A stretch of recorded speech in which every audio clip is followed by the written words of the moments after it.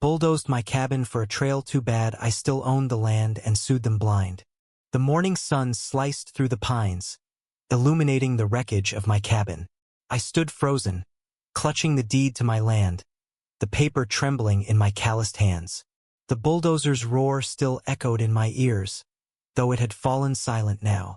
Splinters of my HOA sanctuary lay scattered like bones across the dirt. Karen Holbrook, the town's planning director, stood across from me, her suit pristine despite the chaos. Her clipboard gleamed like a shield, her smug smile a knife. "Progress, Mr. Callahan," she said, voice dripping with condescension. "The trail will benefit the community." "Community," I spat, stepping closer. "You raised my home without a word. This land's mine. Always has been." My voice cracked, raw with years of solitude, and now this betrayal. I'd built that cabin with my bare hands after losing everything: me wife, my job, my faith in people. It was my refuge, and they'd torn it down for a hiking trail nobody asked for.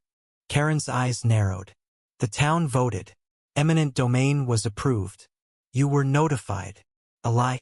I'd received no letter, no call. I lived off-grid, sure, but they knew where to find me. The crowd behind her townsfolk, some curious, some hostile, murmured. I recognized a few faces, neighbors I'd helped during storms or shared firewood with. Now they stared like I was the villain. That's when Riley stepped forward, her camera swinging from her neck. She was a local journalist, barely 25, with a fire in her eyes that reminded me of my daughter before she stopped calling. "I've got proof," Riley said, holding up her phone. "Emails from Karen's office. They knew Callahan owned the land but pushed the project anyway. No notification, no compensation." The crowd gasped. Karen's face paled, her clipboard slipping slightly. "You're out of line, Riley," Karen snapped, but her voice wavered. Riley didn't flinch.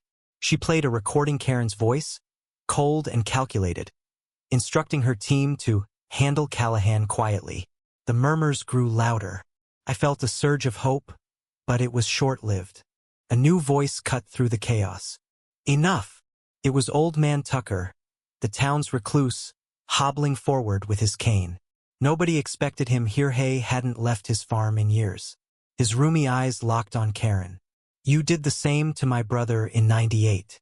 Took his land for a strip mall, left him with nothing. He drank himself dead."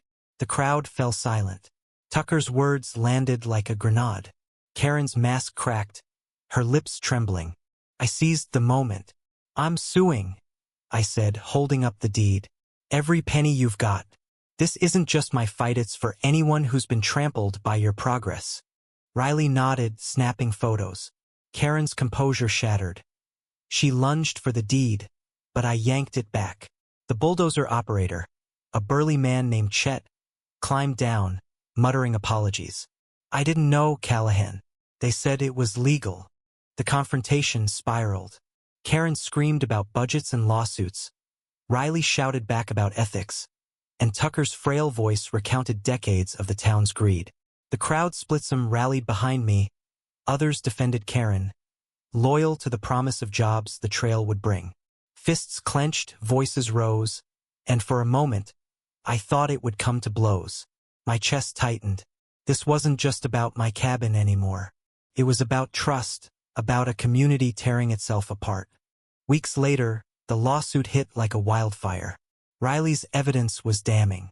The judge ruled in my favor, $1.2 million in damages. Karen lost her job, her reputation shredded.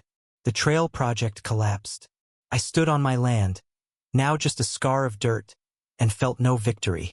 The money couldn't rebuild my cabin, not really. It couldn't erase the betrayal of neighbors who'd trusted her lies.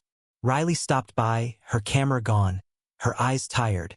"You did it," she said, "but we both knew the cost." Tucker passed a week after the trial, his heart giving out. His story had tipped the scales, but he hadn't lived to see justice. I rebuilt a smaller cabin, but the forest felt colder now. The town was fractured. Some called me a hero, others a greedy loner. Karen moved away, but her shadow lingered in every whispered argument at the diner. I kept the deed framed on my new wall, a reminder of what I'd fought for and lost. What do you think was my fight for justice worth the scars it left on my community?